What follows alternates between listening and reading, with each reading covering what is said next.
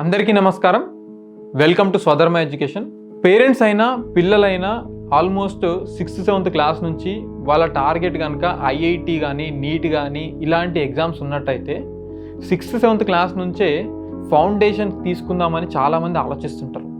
అసలు నిజానికి ఫౌండేషన్ అంటే ఏంటి?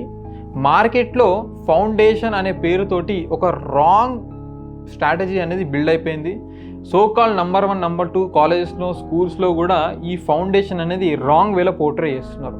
సో ఈ వీడియోలో మనం అసలు ఫౌండేషన్ అంటే ఏంటి, ఈ ఫౌండేషన్ వల్ల యూజెస్ ఏంటి, అసలు నిజంగా ఫౌండేషన్ ఎలా తీసుకోవాలి, దీనిపైన మనము కంప్లీట్ డీటెయిల్స్ డిస్కస్ చేద్దాము. ముందుగా మా టీం అందించే ఫ్రీ కెరీర్ గైడెన్స్ కోసం వెంటనే స్క్రీన్ పైన ఉన్న నంబర్కి కాల్ చేయండి. మీరు right school are intermediate college are engineering college చూసుకోవడానికి మేము తప్పకుండా సహకరిస్తాము. ఎవరైనా స్టూడెంట్స్కి ఇంజనీరింగ్లో కనుక సీట్ రాకపోయినట్టయితే వాటికి డైరెక్ట్ సీట్ సాధించడానికి కూడా మేము సహకారం అందిస్తున్నాం ఈ సంవత్సరం నుంచి. సో తప్పకుండా వెంటనే స్క్రీన్ పైన ఉన్న నంబర్కి కాల్ చేయండి. అండ్ అలానే డిస్క్రిప్షన్లో వాట్సాప్ గ్రూప్ లింక్స్ ఉన్నాయి, దాంట్లో కూడా మీరు జాయిన్ అవ్వచ్చు. అండ్ రోజు మేము కండక్ట్ చేసే జూమ్ మీటింగ్స్లో మీ డౌట్స్ ఎక్స్పర్ట్స్ని అడగొచ్చు. సో టాపిక్లోకి వెళ్ళినట్టయితే అసలు నిజంగా ఫౌండేషన్ అంటే ఏంటి? ఫౌండేషన్ అంటే ఒక student 6th-7th class are 8th క్లాస్లో తన రెగ్యులర్ అకాడమిక్స్ కంప్లీట్ చేసుకొని తన intellectual skills, analytical skills, logical reasoning skills or cognitive skills develop చేసుకోవడమే real foundation. In fact so called number 1, number 2 స్కూల్స్లో ఏమవుతుంది అంటే ఈ ఫౌండేషన్కు బదులుగా ఫౌండేషన్ పేరుతో ఈ ఇంటర్మీడియట్ సిలబస్ని ముందే టీచ్ చేసి దాంట్లో కొన్ని ఇంపార్టెంట్ పాయింట్స్ని, కొన్ని ఫార్ములాస్ని ఇన్డెప్త్గా చెప్పకుండా జస్ట్ మార్క్సే చూపించి పేరెంట్స్కి ఒక తెలియని ఎక్స్పెక్టేషన్స్ని పెంచడం అనేది జరుగుతుంది. That is very very very dangerous for both parents అయినా స్టూడెంట్స్కి అయినా కానీ చాలా చాలా డేంజరస్. సో రియల్ ఫౌండేషన్ అంటే పిల్లవాడి యొక్క కాగ్నిటివ్ స్కిల్స్ పెంచడం, లాజికల్ థింకింగ్ స్కిల్స్ పెంచడం, రీజనింగ్ స్కిల్స్ పెంచడం, out of the box think చేయడం, ఇలాంటి స్కిల్స్ పెంచడం అనేది చాలా చాలా ఇంపార్టెంట్. మరి ఇవి ఎలా పెరుగుతాయి?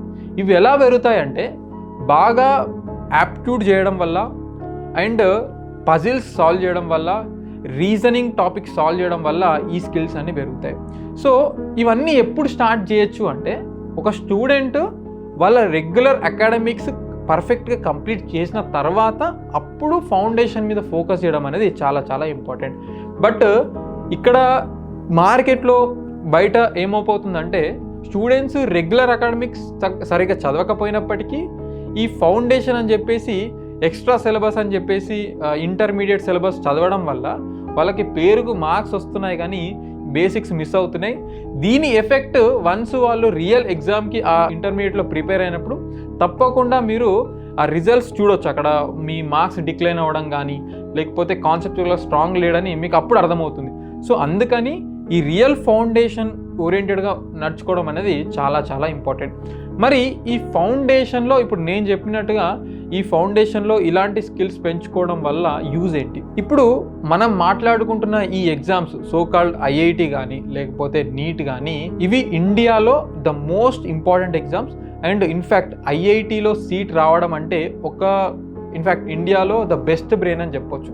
సో మరి అలాంటి స్టూడెంట్స్ ఎలా ఉండాలి అంటే వాళ్ళకి out of the box thinking nature, ఇప్పుడు అక్కడ మనం చెప్పుకున్నట్టుగా ఈ logical thinking skills and reasoning skills అనేటివి ఉండడం ఇంపార్టెంట్.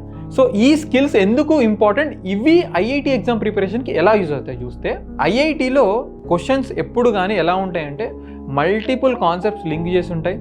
అండ్ అలానే ఎవ్రీ ఇయర్ క్వశ్చన్ని తిప్పి అడగడం లేకపోతే కొత్త కొత్త క్వశ్చన్స్ అడగడం అనేది మనం అబ్జర్వ్ చేస్తుంటాం.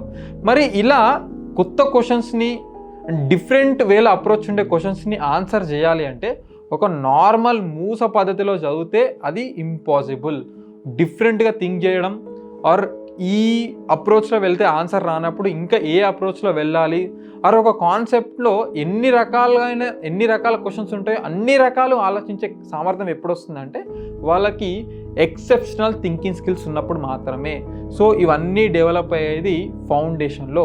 ఒకవేళ ఫౌండేషన్ లేకపోయినప్పటికీ ఒకవేళ స్టూడెంట్ రీజనింగ్లో యాప్టిట్యూడ్లో స్ట్రాంగ్ ఉంటే తప్పకుండా ఫౌండేషన్ లేకున్నా కానీ మంచి మంచి ర్యాంక్స్ ఇన్ఫ్యాక్ట్ ఐఐటి సాధించిన వాళ్ళు కూడా ఎంతోమంది మనకు ఎగ్జాంపుల్స్లో మనం చూడొచ్చు.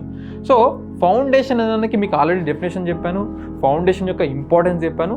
సో ఈ ఫౌండేషన్ అనేది మీరు తీసుకున్నట్టయితే తప్పకుండా ఇప్పుడు నేను చెప్పిన పాయింట్స్ అక్కడ ఉన్నట్టయితే దెన్ ఫౌండేషన్ కన్సిడర్ చేయండి. ఏదో ఇంటర్మీడియట్ సిలబస్ మీరు చదువుకొని ఒక 4 మార్కులు ఎక్కువ వచ్చి అక్కడే మీరు జేఈ మెయిన్స్ ఎగ్జామ్ రాసి 9th 10th క్లాస్లోనే అడ్వాన్స్ ఎగ్జామ్ రాస్తున్నాడు మా అబ్బాయి ఇంత మార్క్స్ వస్తున్నాయి అని అంటే మాత్రం సో అది నిజమైన ఎగ్జామ్ మార్క్స్ కాదు. ఆ రియాలిటీ మీరు ఇక్కడ ఇంటర్మీడియట్కి వచ్చేసరికి ఉండకపోవచ్చు అండ్ మీరు పెంచుకునే ఎక్స్పెక్టేషన్స్ కూడా ఇక్కడ రాంగ్ అయ్యే అవకాశం కూడా ఉంది. సో తప్పకుండా ఫౌండేషన్ యొక్క మీనింగ్ తెలుసుకోండి. సో తప్పకుండా ఫౌండేషన్ అనగానే ఈ స్కిల్స్ పెంచుకోవడానికి ట్రై చేయండి. సో ఇలాంటి మరిన్ని అప్డేట్స్ కోసం స్వధర్మ ఎడ్యుకేషన్ సబ్స్క్రైబ్ చేసుకోండి. And finally thanks for watching.